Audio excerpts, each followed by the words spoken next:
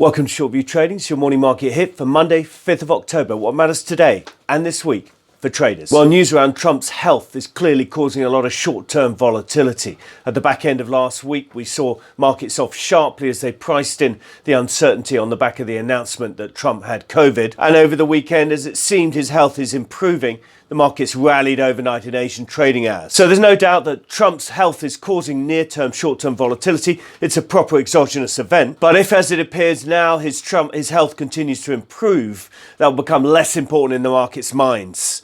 And we'll move back to what really drives markets most of the time, which is greed and fear over the short term. That's why we set up the models we have. Risk appetite models measure greed and fear across the globe.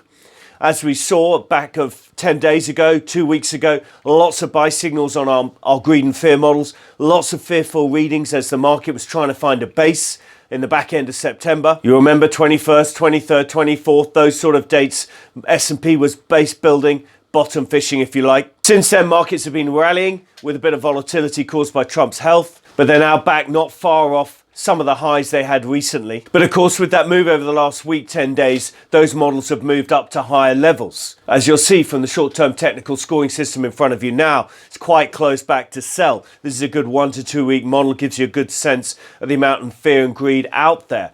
An even better measure of fear and greed is our short-term risk appetite scoring system, which is also quite back near to sell. So the models are not really clear across the board. They're edging towards sell, but they're not there yet. Trump's health's created a bit of near-term volatility. And then, of course, on top of that, we have another potential exogenous event, another possible fiscal stimulus package, which has been a great cheerleader for the market in recent trading sessions.